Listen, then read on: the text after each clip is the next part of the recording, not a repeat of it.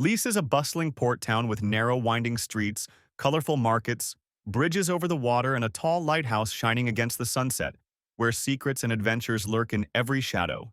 The sailing ship majestically approached the pier, its masts swaying slightly in the wind, while noisy seagulls circled above them, as if welcoming the return of sea travelers. One of the passengers, stepping onto the ground, spread his arms to the sky and joyfully exclaimed that they were finally there. Right next to the pier there was a lively trade, where one could buy potions, fish, and everything that travelers wanted.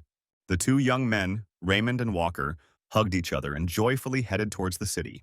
Raymond asked his friend if he was also happy with the new circumstances. A fat man named Tyrone exclaimed that he himself would have jumped for joy if he had been in their place. After all, this is where their adventures were supposed to begin. It was an age of adventure when adventurers from all over the region created their own stories and became heroes. One day, mysterious portals began to appear all over the world, filled with terrible monsters, never seen before in the Maple world. Despite the fact that many adventurers died behind the gates, the crowds of those wishing to enter there did not dry up. The unimaginably valuable and powerful items hidden behind them beckoned to those who dared to take the risk. Walker immediately stated that they needed bait. He raised his finger meaningfully and added that without her there was no point in going beyond the gate. They can't devise a strategy until they know what's there, since countless adventurers have already died due to sudden variables, so they need a slave as bait. The only girl on the team said that if they needed someone to draw attention to themselves while they were running away, then she was all for it. The adventurers headed to a special place where they planned to acquire such a slave. At the slave market, they were welcomed with open arms and offered a wide choice of slaves to use as bait. The seller enthusiastically praised the goods and assured them that they would not waste their money here. He could even personally recommend some of the guys. He showed two slaves that the market had only recently received and who were in excellent condition. Walker declared that he would take both. When the deal was completed, the seller wished the adventurers good luck in their adventures. Upon entering the portal, there are marks on the pillars to keep track of how many groups are inside. But the pillar that the adventurers led by Walker found themselves in front of did not have any marks. Walker made the first notch on the post with his knife. He joyfully asked his comrades if they were ready for adventure, and gave the command to move forward. The adventurers went deeper into the forest, feeling a strange feeling. On their way, they encountered huge mushrooms, 3 times the height of a man. Walker's team had never seen such a mysterious place before, and the atmosphere inside the gate was not at all what they expected. Walker calmed his comrades and suggested moving on. He said that portals usually open far from the places where monsters are generated, so they are safe for now. But to get out of here, you will have to use others. So first of all, you need to find a way out. Suddenly, a girl named Charlotte from Walker's team felt some movement behind her. It was some kind of evil, toothy monster. In an instant, the adventurers found themselves surrounded by similar monsters. Walker used the fire arrow skill. He directed a powerful stream of fire towards these unfriendly monsters, but the leader immediately sensed that something was wrong and ordered Theron to tie the bait to a tree. The slave asked the fat man to take them with him, but he followed Walker's orders and told him not to move from the spot. After this, despite the pleas of the slaves, Walker's team began to flee, and the monsters organized a pursuit after them. Soon one of the slaves fell into the clutches of terrible monsters. Walker realized that this was a failure and decided that the main thing now was to quickly find a portal to get out of here. The adventurers panicked, and Theron begged Raymond to pull himself together and listen to what Walker was telling him. He asked the young man to calm down.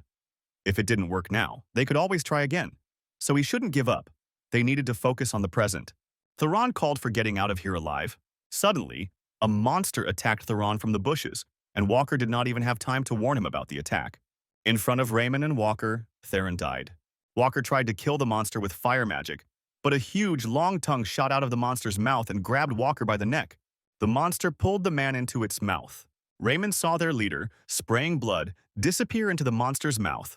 Next was Raymond himself, who was so afraid that he lost the ability to move. He felt the monster biting off his legs and screamed terribly. Then he saw that the slave bait was looking at him from a high tree branch.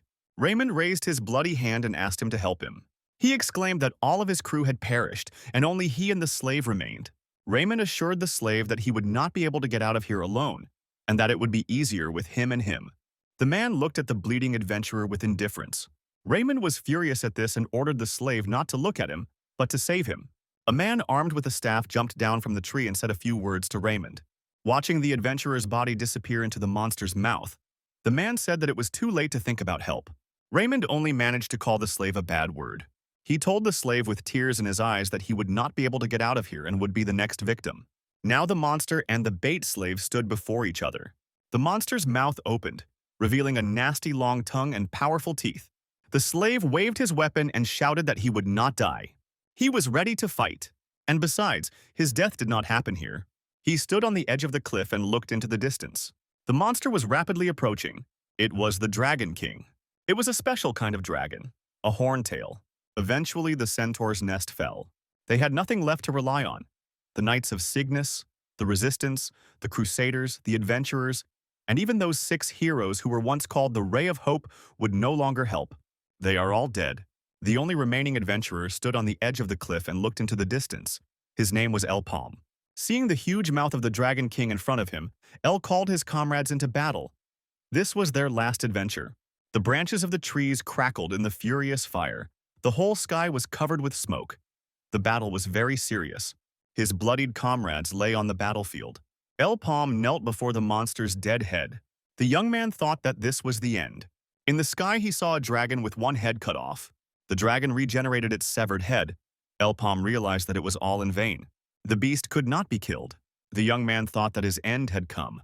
And with it, the end of the whole world and the whole adventure too. ELPAM ducked to escape the fire.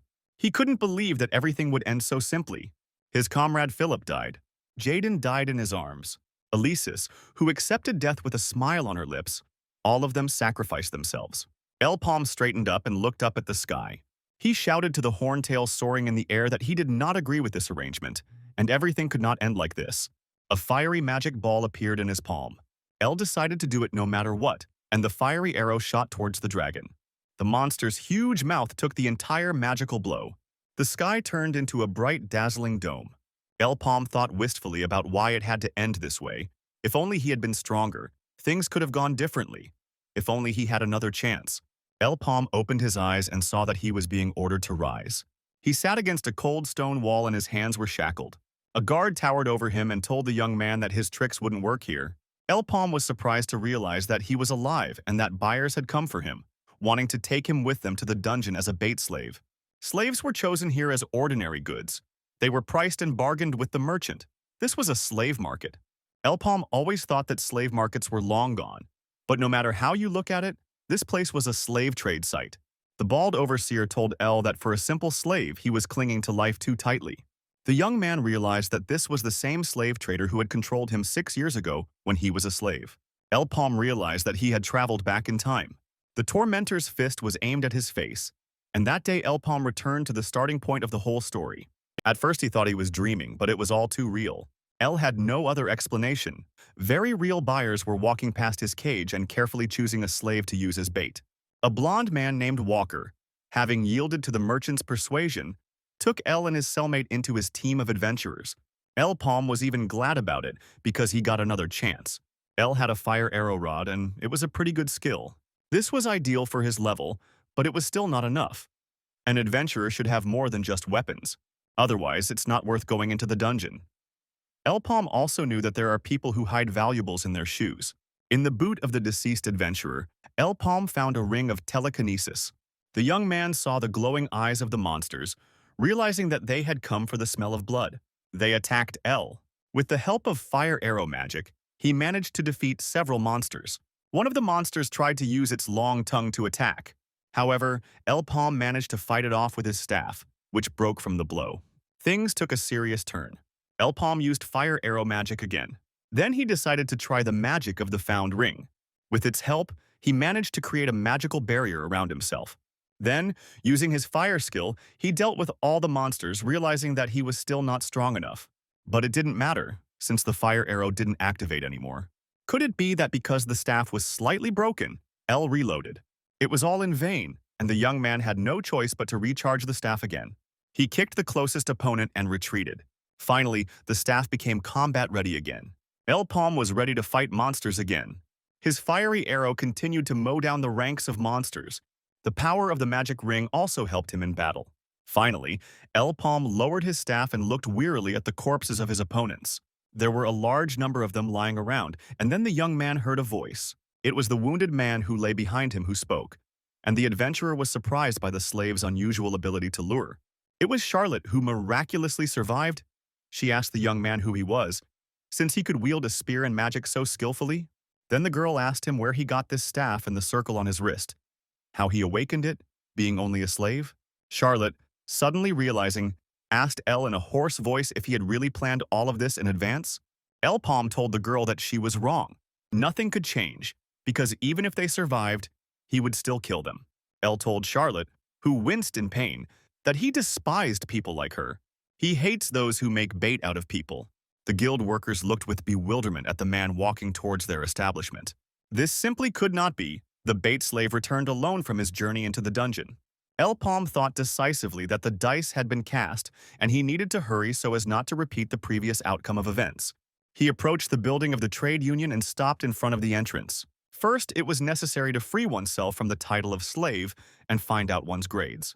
Mr. Ibis asked his subordinate in surprise if the slave had returned alive, and he confirmed these words. The official added that the slave returned without a single scratch. All the adventurers who were with him died inside the dungeon, and Palm is the only survivor. Abbas rose from his seat and said that this was already interesting. And what was also surprising was that the slave did not even think of running away. Those who are enslaved due to debt are once again used as bait, even if they manage to survive there. But their reluctance to escape shows that they are well aware of how difficult it is to escape their clutches. After all, the way out is death. Isn't this the approach of the Gay-Poor trade union? Ebis's subordinate reported that there was something else important. Rumor has it that this slave awakened the first circle. He also asked to change the agreement. Ibis suggested that this guy wanted to register as an adventurer. The official also told Ebisu that Mr. Rakan had ordered him to personally look into the matter. Ibis was so surprised that he jumped up from his seat and slammed both fists on the table. Why would the leader of the Gapor Union be interested in a simple slave? Why would such an important person become interested in him? Ebis walked over to the window and said thoughtfully that they had a bait who wanted to become an adventurer. In the name of Empress Cygnus, the status of slave should not exist. However, this is only a superficial decree, and people have always been slaves of the meso. If you borrow money and can't pay it back, you have to pay with labor.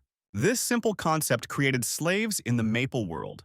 On the day when his father, ELPAM's only relative, fell ill, he also became one of them. The black moss, a medicinal ingredient he had purchased for his father from the Gaypor trade union, was worth many times the market price, amounting to 1 million meso. The court sentenced him, for failing to repay the money borrowed from the Gapor trade union, to forced labor for an equivalent amount. After that, ELPAM spent 6 years under their control. Now it's time to pay the bills. He entered the office and gave his name. El knew the owner of this office. His name was Ibis, and he was the left hand of Rakan, one of the leaders of Gaypor.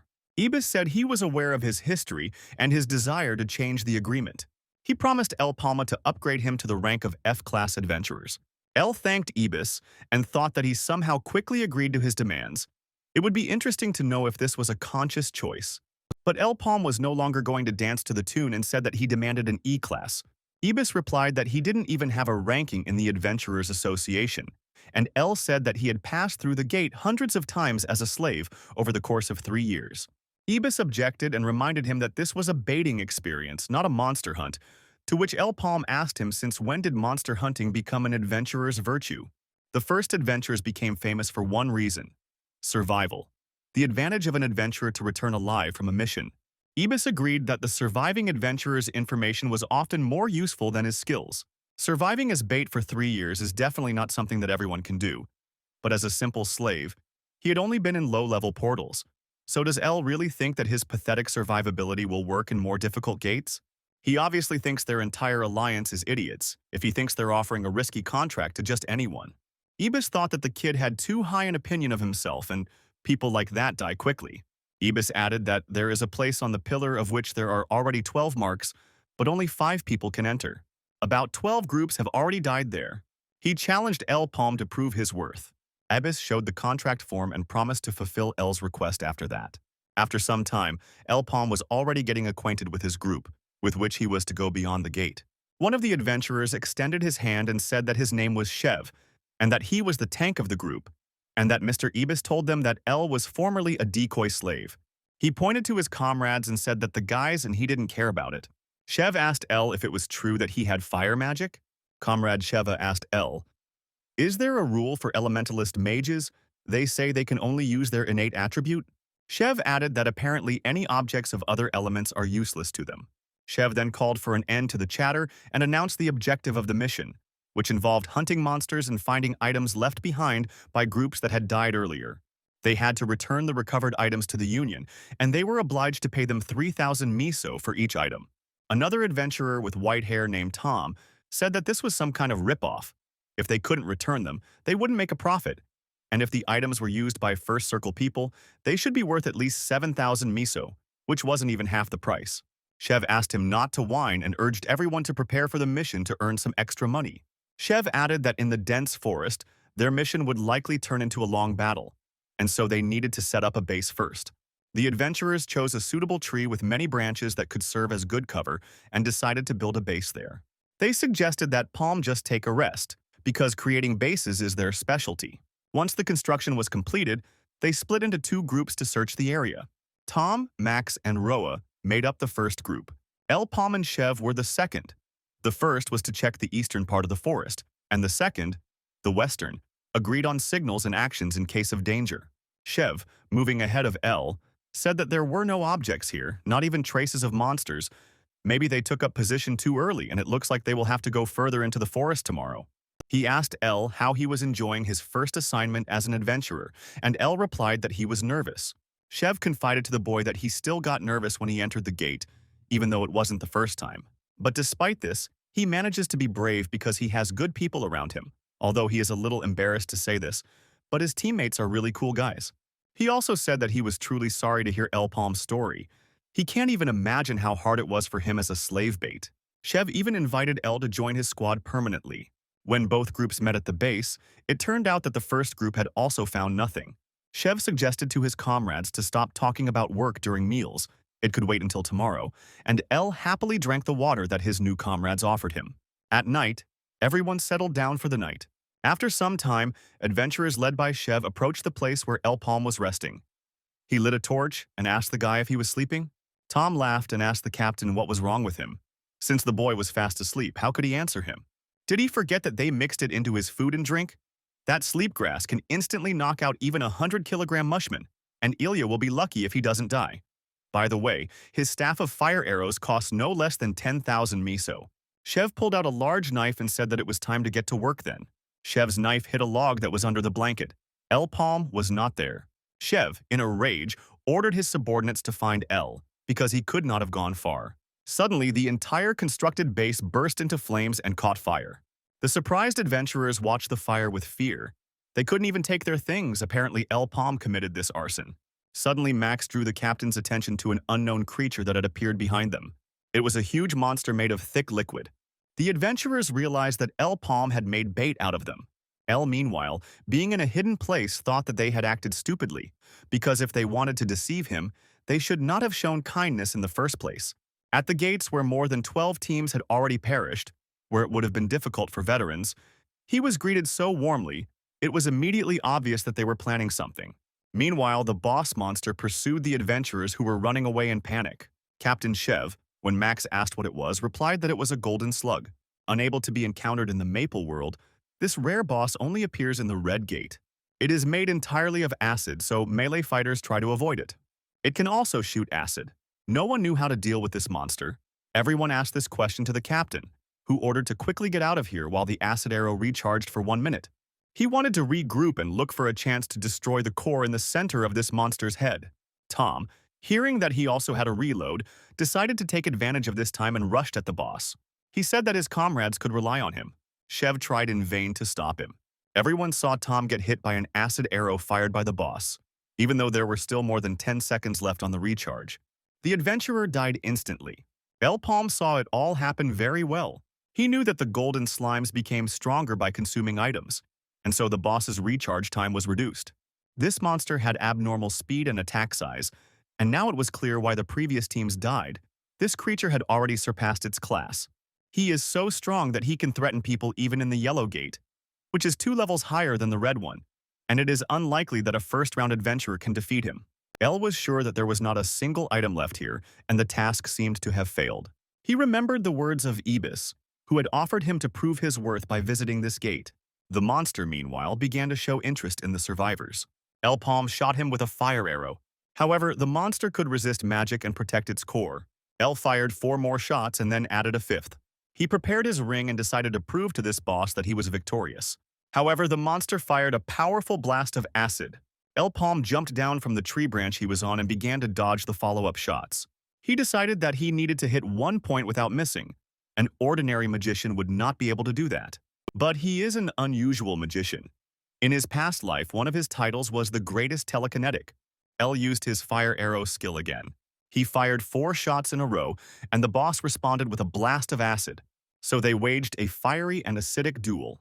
The third and second fire arrow shots hit exactly the same spot.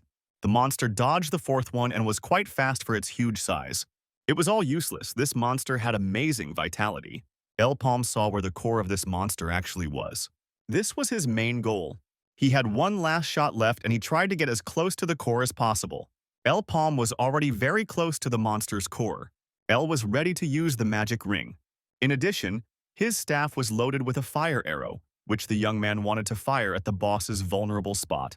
Taking careful aim, ELPAM fired a fire arrow, and the monster tried to defend itself. There was a monstrous explosion, the blast wave of which threw Palm back. If it weren't for the long rope he used to secure himself, things would have been very bad. A mana sword was attached to the end of it to attack the boss from a distance.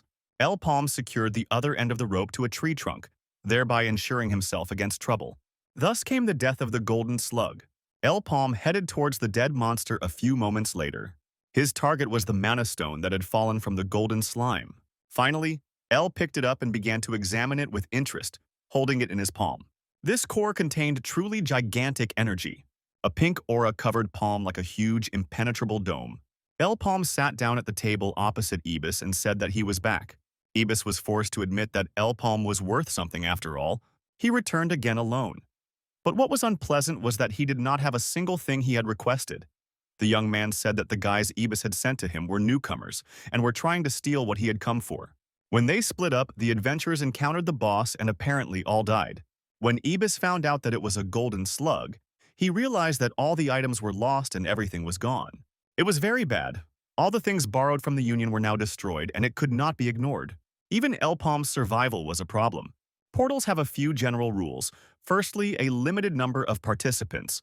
When the portal has entered the number of people indicated on the pillar, they will become inactive until all those who entered have died.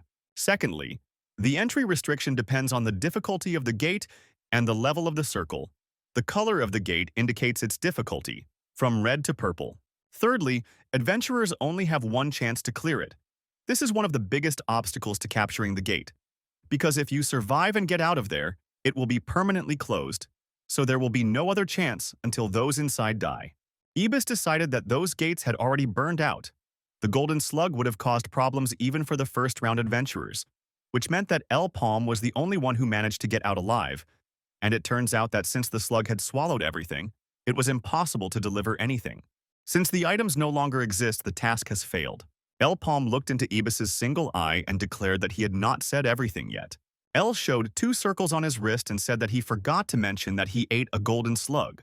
Ibis realized that the boy had earned a 2nd circle and had absorbed the mana stone that had fallen from the slime. ELPAM noted that this would be enough as proof, and now, as he promised, Ibis should give him the E-class. After some thought, Ibis said that he would give him a D-class. But if he continues to work for him, then in addition to this, he will receive a relationship as if he had a C-class. Ibis understood that giving such a title to someone who had not yet reached the 3rd circle was a bit premature. An adventurer's class depends largely on their circle, and circles represent strength, the difference in which is obvious. A beginner belongs to class EF, a junior to class CD, and a veteran to class AB. But this guy was completely unusual. He developed his circle simply by absorbing a mana stone. In addition, Palm has a survival instinct and incredible talent. A person who just awakened the 1st circle, in the blink of an eye already reached the 2nd. Ibis has never seen anything like it. He needed this guy, and El noticed that Ibis's attitude towards him had improved faster than expected. It seemed like he was very impatient. ELPAM learned that the first ever 100-man raid on the Red Gate was about to take place. At this time, a large-scale event took place that attracted the attention of all the merchant unions and guilds of the port city of Lis. Naturally, Gapur was also quite interested. ELPAM thought it would be a good idea to speed up his plan. He approached Ebisu with a request and he was willing to listen to it. El asked him to lend him some money. It was, of course, a real audacity, but Ibis carried it out. They say the gate marked the beginning of the Age of Adventurers, but it was just a trap of a dark magician. Many died inside, destroying the future of the Maple World, which led to the last day. The monsters that were waiting for their time suddenly began to break out and people lost. And in 3 years, the horrors that happened will be repeated. Ibis walked over to the window and lit a cigar. ELPAM walked out of the trade union building and decided that he had enough money to start with. He wanted to get into the Red Gate, the limit of which was about 100 people, and only those who had reached the second circle could enter there. Usually, Gapur only selects high-class adventurers for such work, but the alliances are extremely interested in this gate, so he was allowed to participate. Now that he had money, it would be foolish to spend it only on equipment. The things he needed now were still beyond El's means. However, there were some useful things that could be bought. ELPAM went to the Lita slave market. The servant asked the adventurer what kind of companion he was looking for, perhaps a decoy or a warrior to fight alongside. ELPAM replied that he was looking for someone who could guide him. The merchant led the young man to the cells where the slaves were kept, and they approached the punishment cell where the guilty were kept. The officer pointed to a man locked in a punishment cell. Palm nodded his head in satisfaction and said that he wanted to buy this one. This rude and stubborn man is exactly what he is looking for. Before ELPAM's return, an incident occurred in which one person died, hastening the destruction of the world. The hero of the shaft, Aran, was killed, and her first and only student, the one who laid the foundation for what was to come, was this man, imprisoned in a punishment cell. They called him the hero killer Debo. Debo told ELPAM that they didn't know each other and so he had to get out of there. The salesman apologized for his rudeness and noted that the man was a little out of his mind. El thought that Debo's behavior was very different. It was probably all about slavery. He was an adventurer even in his current situation beyond rudeness. ELPAM knew that this mad dog was one of a kind, not only because of his character but also because of his skills. Apart from himself, Debo was one of the few who deserved respect after the fall of the world. They were often compared and both of them were from the same region, awakened around the same time, and were almost equal in strength. Debo asked Palm with hostility. Perhaps he was a young gentleman from a rich family and would he pay as much as he said? After that, he named a price of 1 million meso. El Palmo thought bitterly that they both needed money. Since Debo had a sister who suffered from the black blood disease, Debo was sure that Palm did not have that kind of money. However, the young man was ready to pay the requested amount and took the money out of his pocket. Not only the slave Debo was surprised, but also the slave trader. ELPAM asked the slave to listen to him and said that they would sign a contract for 1 year, and the spoils would be divided 70 to 30%, and he would also have priority in distributing the resulting spoils. Then El handed the slave the contract, which he instantly snatched from his hands. Debo signed the document without the slightest hesitation because his sister's life was at stake. ELPAM informed his partner that they were now heading to the gate, now that the formalities were over. El, looking into Debo's eyes, said that he would have to justify the high price, and Debo replied that he would be his hardest working horse. Soon they were already at the gate. Debo thanked his boss for the new weapon in the form of a halberd, although he usually used a two-handed sword, and perhaps they should go back to change to a more familiar weapon. El replied that from that day on, when working with him, Debo would use the shaft, and if he didn't like it, he could terminate the contract. They approached a gate with 1 mark and a limit of 8. Debo asked the boss where the rest of his comrades were, because considering his wealth, he was sure that his comrades were quite worthy. But his question remained unanswered. Debo asked if there was a healer on the team, because in missions like this one couldn't be done without one. ELPAM asked Debo not to worry about the group because they had enough people. When El pointed his finger at him, the slave realized that their team consisted of only 2 people. El told him it was time to move forward and helped him with a kick. They found themselves in a deserted place. Debo decided that ELPAM had gone crazy because only a madman could enter the gate, which was designed for 8 people together. In addition, he is forced to use weapons he is not accustomed to. Here Debo saw stumps. They were simple but very strong and tough monsters. They were known for their extraordinary hardness. Swords and spears could not touch them. ELPAM asked Debo to step aside and prepared to use his magical weapon against the stumps. A fire arrow made a huge hole in one of the monsters, and it caught fire. Debo looked at his boss's incredible skills with surprise and delight. He easily dealt with serious monsters using the fire arrow skill. After the group of monsters were dealt with, El told Debo that his behavior immediately after entering the gate was disappointing. He asked the boy not to make such mistakes again. A man in knight's armor, kneeling on one knee, reported to the boss that the merchants had taken the bait. They are still working on the plan, but they have already decided on the people they will send. The boss stood by the window, warming a glass of wine in his hands while listening to the report. He said quietly that everything would happen according to his plan. He raised his glass of wine and wished freedom to the maple world. Debo approached ELPAM and informed him that he had collected all 27 mana stones. El nodded his head in satisfaction and told Debo to follow him. Debo, following the boss, thought that he was not joking at all and was serious, which meant that it was telekinesis, because he had never seen a fire arrow used the way ELPAM did before. A team with such talent could make a fortune, and since they had agreed on a 70-30 split, he would now be able to cover not only his sister's medical expenses, but also have some left over for living expenses. They came across another group of stumps. Without waiting for Palm's order, Debo swung his halberd and charged at the monsters. He thought that it was unlikely that he would be able to cope with these stumps alone. Besides, the weapon that he held in his hands was unfamiliar to him. It did little to help Debo, and the monsters pressed on. El Palm watched Debo's fight with interest from the sidelines, and from his clumsy movements it was clear that the slaves' weapons had previously only been swords. But soon he himself will understand that the halberd is the weapon that is destined for him by fate. There was no doubt about his talent, because he was the only one whom the heroine Aaron chose as a student. Debo continued to fight the monsters, swinging his halberd. He already found its large range and enormous power and convenience useful, and by removing the extra tension, the weapon became much lighter. However, the battle was not developing entirely in his favor. El thought, looking at his new comrade, that Debo was learning very quickly, and he hadn't even awakened the circle yet. The new partner had no shortage of strength and courage. Having almost dealt with the stumps, Debo suddenly noticed an unusual movement of the Earth's crust and thought it was an earthquake. But a giant stump emerged from the ground, throwing Debo several meters to the side. El Palm was forced to use the magic of his ring. Then he activated the fire arrow and shouted at the monster that size doesn't matter. It's even easier to aim and hit. To the surprise of the young men, the giant stump repelled El Palm's attack. This monster turned out to be faster than expected, and so El used a new magic skill. He activated telekinesis.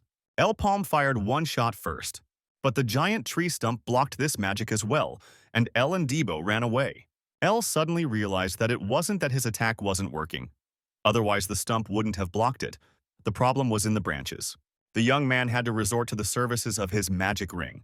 Debo praised his boss for his excellent work and admitted that he had already prepared himself for death. ELPAM told Debo to finish dealing with the stumps and he would take care of the giant. After this, ELPAM rushed towards the huge monster with incredible speed. The fire arrow fired at the giant failed to harm him, and ELPAM realized that he could not defeat this monster thoughtlessly. One of the shots did hit the target and the stump was shaken.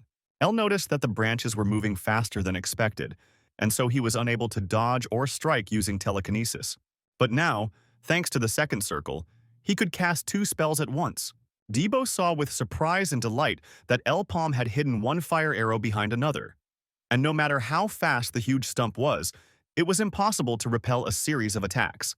It was obvious that the stump was losing ground, and ELPAM was truly an even bigger monster than Debo thought. While watching the boss's actions, Debo missed several stumps that came from behind ELPAM. However, he managed to warn El, who struck them with fire arrows. The boss reproachfully said that Debo couldn't even handle the little ones.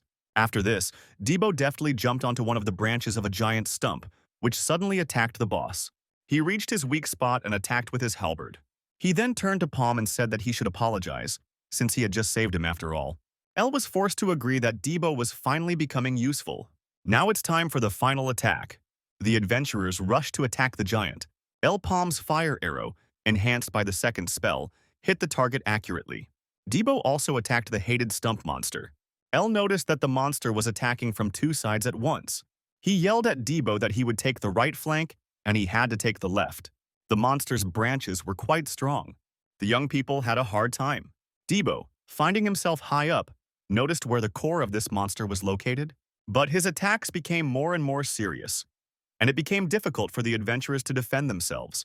This monster began to throw huge blocks of earth. Debo had a hard time getting away from these dangerous projectiles. At one point, the former slave decided that he would not be able to escape. Palm shouted in desperation to Debo that it was time to end this. Together, they dealt the giant a powerful blow. The show wasn't over yet, it was just beginning.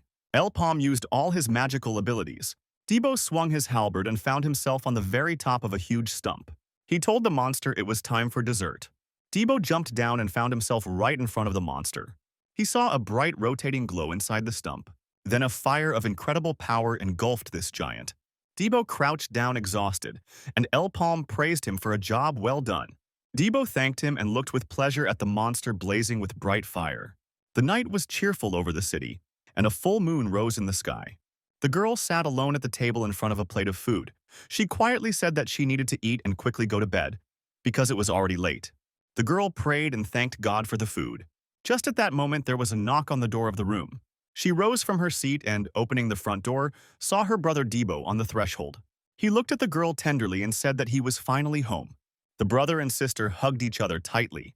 The darkness of the night could not hide the house from the moonlight, inside which the long-awaited meeting of two kindred souls took place. ELPAM looked around the dark room carefully. He walked up to the window, outside which the darkness was gradually clearing. He still had the magic wand in his hands. It was illuminated by a bright light, and a fire appeared at its end. The young man left the house, already engulfed in flames, and slowly walked away into the forest. Ibis sat at his desk in his office and thought about how bad things were going for him. There was a 100-man raid coming up soon, but he couldn't decide how to organize it all, since Mr. Raycon was responsible for him, and Ebisu couldn't screw it up. The attention of the 10 major trade unions is riveted to such an event. In such gates, you can definitely snatch elite or even epic equipment. But given the circumstances, it won't be that easy, because there will be Natasha's, 3 sisters from the Goldrich Trade Union. Their enormous strength raises doubts about the girls having a second circle. Compared to them, the same adventurers from Gopur are not fit to hold a candle to them. In truth, not only Goldrich, but all the other alliances are a threat. And besides, the other alliances are clearly outranking them in terms of ratings. Ibis thought about El Palme, and at that moment someone entered the office. To his master's surprise, it was Mr. Raycon himself. He sat down in Ibis's chair and asked him if the raid team was ready and, upon learning that it was not yet ready, asked about ELPAM. He still had doubts about this guy. Shev's entire group had died in the gate, so there was no one to tell about the real state of affairs. He was undoubtedly talented, but that was the problem. Rakan suggested rechecking El Palma. Ibis exclaimed that he knew of one good option, and Raycon ordered him to gather all the candidates. He said that this time there would be many witnesses. There were a lot of people heading towards the Red Gate. El Palm approached one of the groups and asked if they were the 5th team. The leader of this group, Iburu, saw them as only 2 former slaves. The guys weren't very friendly. They saw Palma and Debo as nothing but a nuisance, and all the more experienced groups would have thought the same. El noticed that everyone here was in their 1st or 2nd round, and they didn't look like Shev's team at all.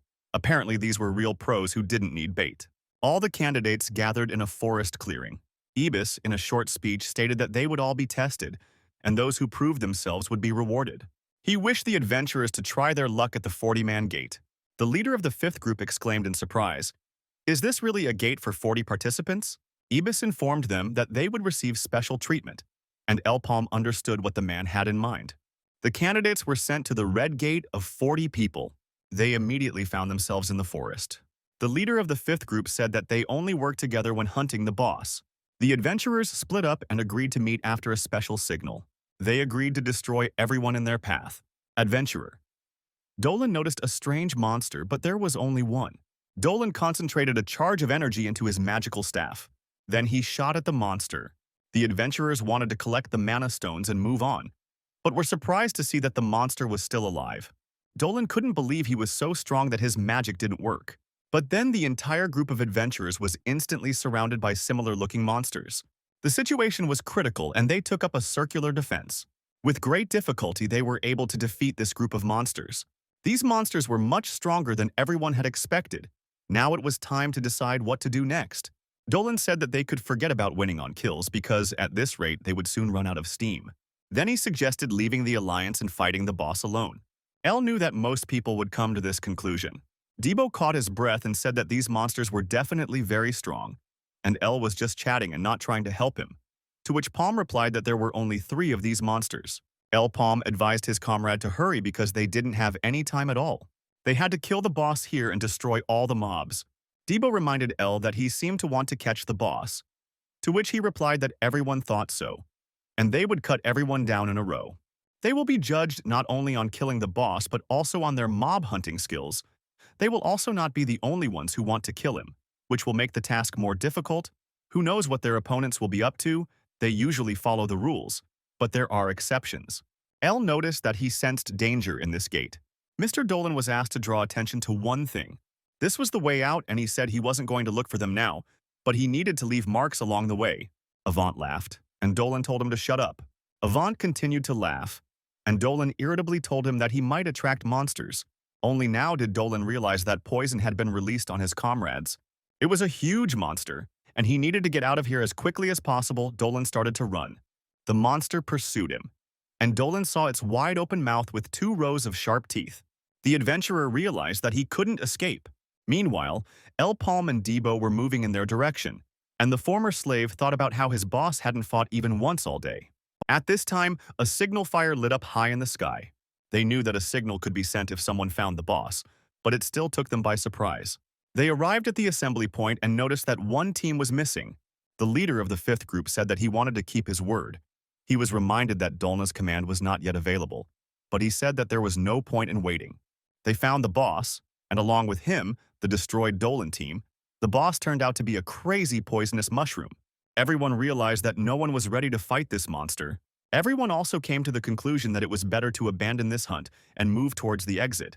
And Debo asked if this mushroom was really that dangerous.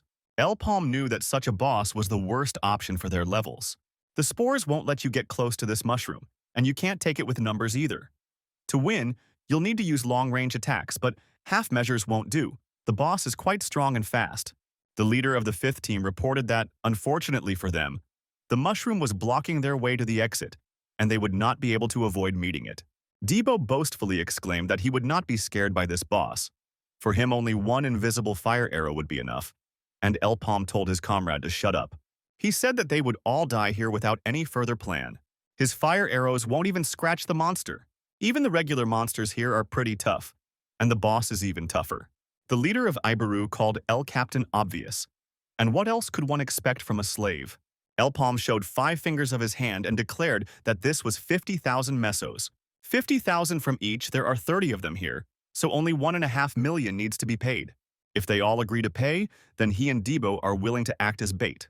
Debo grabbed his head and thought that El's flask had completely run dry. Iburu told Palm not to get cocky. If he was used to working like this, it didn't mean it would always work. Their boss wasn't that stupid. If they do this and they die, the team will immediately go to the next world after them. In high-level gates, slaves only get in the way. Iburu pointed at Debo, who was standing behind El, and said that this guy didn't even look like he was awakened. What could a second-round adventurer and a slave do? Debo thought angrily that these devils were really annoying. They looked like market women. He asked Iburu if he had a better plan, although if he did, he wouldn't have gathered them all with a signal fire. ELPAM wanted to clarify something. He stated that they have one second-round adventurer on their team, but there is also a first-circle adventurer. And then Debo was surprised to see a glowing circle on his wrist. He couldn't even understand when it broke through. El continued and said that he believed Team Ibaru had 1 or 2 with the second round.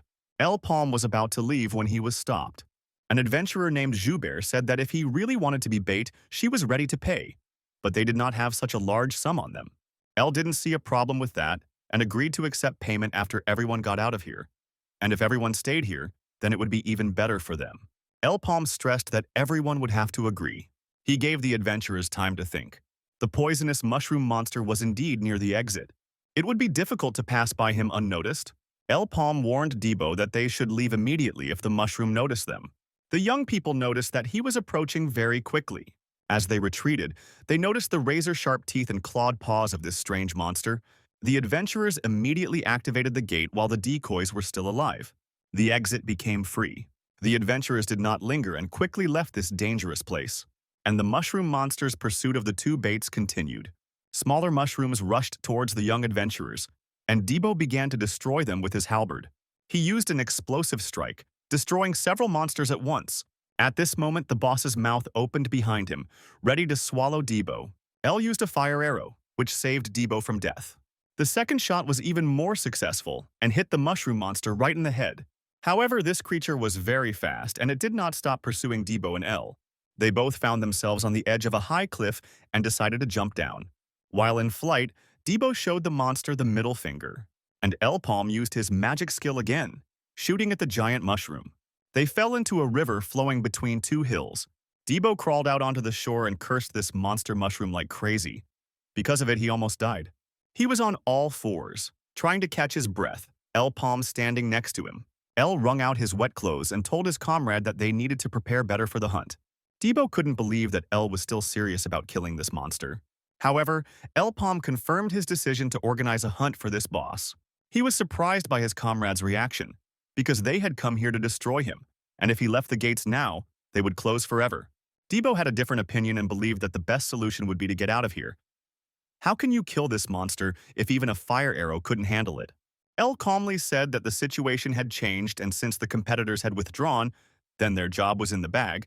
They would even get a bonus. Isn't that great? Maybe Debo wants to break his contract.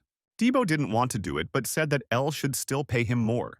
The adventurers were sitting on the riverbank, and Debo asked his boss how to defeat someone who couldn't be hit by either melee or ranged attacks.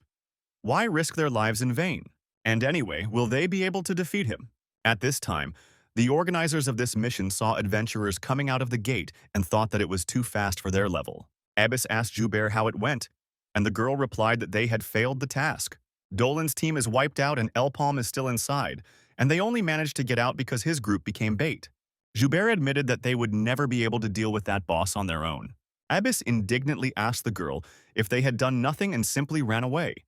And Joubert replied that their enemy was a damn crazy poisonous mushroom and they could not do anything. Abyss ordered everyone to retreat, and Joubert turned to him. She reminded that the ELPAM team had not yet returned, and since the gate was active, that meant they were still alive. Abyss, without turning around, replied that they would die.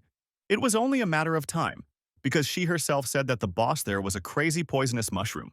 If the adventurers wish, then let them go without hesitation, but he has no time. He considered these fighters to be useless idiots, or perhaps they were just unlucky. Of course, the second round adventurers won't do anything to this damn mushroom, but it doesn't need such mediocrities. The mushroom monster was at the edge of the forest. It was clearly visible from the height of the cliff where El Palma was located. He carefully aimed at the poisonous mushroom to activate the fire arrow. They started hunting this boss again, which was much faster and more resilient than others. In addition, it has a deadly element, poison, so it is not so easy to deal with it. In such cases, it remains only to keep a distance and attack with the most powerful blows. L's current fire arrow doesn't have enough power, but if he uses telekinesis to spin the arrow at high speeds, its penetrating power will increase. This is what inspired him to think about bullets, a technique he could only use in the Maple world. It was a skill that makes the impossible possible. It's called a revolver. Another shot was aimed towards the poisonous mushroom. ELPAM could see the figure of this damned monster very well. Al attempted to pierce the head containing the core with one shot, but seemed to miss by a bit. Another shot almost hit the target. It's not that easy to change direction while controlling the revolver. The whole problem is in reloading. ELPAM knew full well that he had to deal with the mushroom before he could get to the top. The young man concentrated and squeezed the rope in his hands. Then he swung her like a skipping rope. ELPAM used this rope to knock the monster off its feet. The monster, badly battered by fire arrows, was forced to enter a swampy place. ELPAM was counting on this when he attacked him. At this time, Debo appeared from an ambush, calling the monster a fly agaric, and began to attack it with a long halberd. This apparently did not please the poisonous mushroom at all. Debo lifted the bandage that covered his nose and mouth and realized that he could finally breathe freely. And with such pleasant air, he could even dance. ELPAM thought with relief that all the conditions were now met. It was very important for them to lure the monster into the swampy area, because the basis of hunting is to neutralize the strengths of the prey. Thus, the poisonous mushroom lost its main weapon. Debo also understood that all the pores of the mushroom were clogged, and now it was not as strong as it had been before. His halberd, describing a circle, crashed into the monster with force. Debo heard a sound that sounded like crying. They didn't lure him here just to close his pores. After all, a dirty swamp is the worst place for such nimble monsters. At this time, ELPAM activated his revolver skill, the charge of which crashed with terrible force right into the mushroom's head.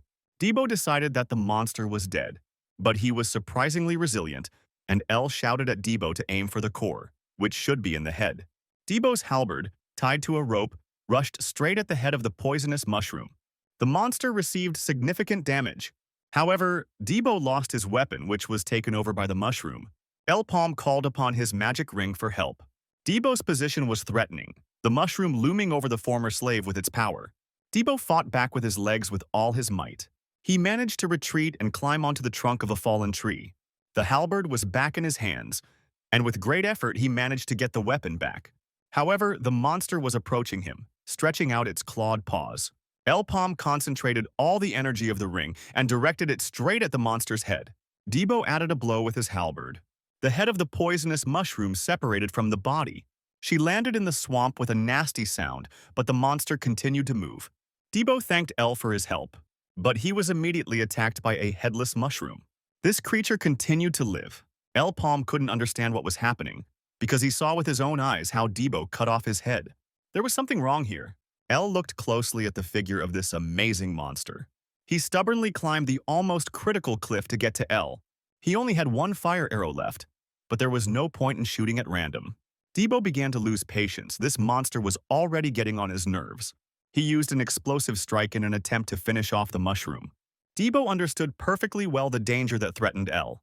Suddenly, in the light of a bright explosion, ELPAM saw something. The real head of this monster was located in the body. He fired a flare, and Debo realized that the previous attack was a bluff. The revolver's charge hit the core of the disgusting monster precisely. His body exploded like a small bomb. Debo exclaimed that he was a creature until the very end. He told L, who had come down from the cliff, that he had already prepared himself for death. He can't even believe that everything has come to an end, and El-Pal quietly thanked him. He told his comrade that when the poison dissipated, they would take the mana stone. After some time, they found a fallen stone. Rakan asked Ibis, "So he just left?" Rakan laughed and added that time goes by and nothing changes. Ibis informed Rakan that he would like to entrust this matter to the Knights of Cygnus. Suddenly, there was a knock on the office door and it slowly opened. ELPAM, standing at the threshold, announced that he had returned. Rakana's lips twisted into a strange smile, and he said it was interesting. Rakan asked the confused Ibis why he froze as if he had seen a dead person. He told ELPAM that he was glad to meet him, and that his survival skills were simply amazing. They need exactly this kind of people in Gapur. But he has only one question for him. Will he be able to show his survival skills in the 100-man gate? The young man replied that it would not be easy. Ebis told ELPAM to know his place when talking to Mr. Rakan. Does he really think that because he made him an adventurer, he can now turn his nose up here? Rakan said with a smile that if it is not easy, then it is possible. Rakan admitted that he doesn't like to beat around the bush, and so he will change the question. He asked Palma directly what he wanted. Hearing ELPAM's proposal, Debo spat out the entire drink he had just drunk at the bar. He couldn't believe that the pay for the mission could be 5 million misos per person, and since there would only be 2 of them, that would be 10 million. Él aseguró a su compañero que no estaba bromeando en absoluto. Debo still treated this information with distrust. He believed that they would certainly refuse. ELPAM said that he didn't care, that they would decide that for themselves. Debo shook his head in disbelief and said that if everything went down, they would definitely have problems with Ibis. At this time, Ibaru entered the bar and said that it was difficult for them to keep up with others. Debo asked him aggressively, "So this is how they thank their rescuers these days?" He said that he didn't like his mug right away, and it would be better for him to go outside. Unexpectedly, Ibaru and Joubert, who was behind him, bowed and asked for forgiveness. Ibaru said that he doubted their abilities based on prejudice, and as an adventurer, he is ashamed of himself and sincerely apologizes. Then he handed Debo a bag of money and said that here was the promised 1.5 million meso for all those saved. And in addition, they had chipped in as a sign of gratitude. Taking a sip from his mug, ELPAM said that they had talked it all over. They were paid for the work they did, so they can forget about their gratitude. They must not be mistaken. Debo decided that now he would have to recount all the money. ELPAM, meanwhile, turned to Iber. He asked him if he could do the job he was being paid for. At this time, in the office of the trade union, Ebis emotionally objected to Mr. Rakon's proposal to pay 10 million meso to ELPAM, since such money can only be paid to adventurers of the 3rd or 4th circle. Maybe this guy is the best candidate. But if they agree to all his requests, he will become arrogant. Rather, the boy is testing the waters and they should renegotiate his pay. It's surprising that he didn't ask for twice as much. Then Rakan handed Ebisu a paper and asked him to read it. Rakan stated that Gapor would only send ELPAM's group on this raid, and Ibis thought regretfully, what could two people do? After reading the document, Ebis asked if it was all true, and Rakan replied that he would not want it all to turn out to be a lie, because he had paid a lot of money for the information. The information was about the Dark Lord Jin. Rakan asked Ibis not to delude himself and stated that the war had already begun. The adventurers' camp was set up right in front of the gates. The adventurers sat around the fire and discussed the upcoming events. No one could believe that El Palma's terms would be accepted, and Debo boastfully declared that he was now an experienced adventurer. Meanwhile, new people were arriving at the camp. One of them extended his hand to introduce himself and said that he was Shulden, an E-class adventurer from the Zenith Trade Union. When El Palm introduced himself as a C-class adventurer, Shulden was very surprised and asked if this gate allowed those whose level was higher than the second circle. Suddenly, a girl in the armor of the Knights of Singus called out to him, telling him to leave the people behind. She stated that they had a preliminary agreement with them. Shulden was extremely unhappy with this alliance. He believed that he had wasted his time talking. El Palm calmly asked why he should do that. Ibis ordered El to do what he told him and not ask questions. In this raid, their trading alliance will join the Knights of Cygnus. The Knights of Cygnus are the most powerful organization that follows the teachings of Empress Cygnus, and as a symbol of power, she has expressed interest in raiding the gate. Ibis said that since the gate was filled with the best adventurers from other alliances, they agreed to the alliance even if they were just cadets, so they would have a better chance of success. He is sure that the Knights have ulterior motives, but the terms offered are good, so they intend to cooperate. El Palm replied that everything was clear to him. Ibis warned the boy that they were a little strange. The girl said that her name was Kiri, and that she was the leader of the Knights of Cygnus cadets. She advised El not to think that he would work without supervision again. She doesn't like it when people create unnecessary problems, so he should just follow orders. Kiri asked El if they were the only ones sent by Gapor, and the young man confirmed these words. Kiri said they seemed to be completely desperate. The Dig Chamber of Commerce was represented by the Crocus team. Kubal's group was sent by the Mardia Trading Union. El Palm understood that the entire elite of the merchant unions was represented here. Also participating in the mission were Natasha's three sisters, representing the Goldrich Trade Union. Kiri thought these girls were overly self-confident. Also introduced to all mission participants was Longko, a security guard whose job it was to provide support on the way out of the gate. He stated that the unions had probably already told the participants everything, but he wanted to refresh their memory once again. Legendary items don't become theirs just because they found them. All rights belong to the unions, and accordingly, the payment will be received based on the contracts, but the mana stones will all belong to them. Longko warned that if anyone was caught stealing, they would fight with his team of B-class adventurers. El Palm noticed that this man possessed the fifth circle. The guard finished at this point and ordered everyone to take positions. Kiri ordered everyone to follow her. She assured them that they would succeed.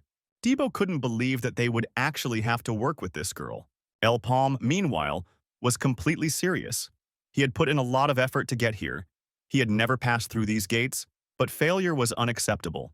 After all, it all starts here, and Debo declared, setting off after the other adventurers, that he wouldn't lift a finger if they died there.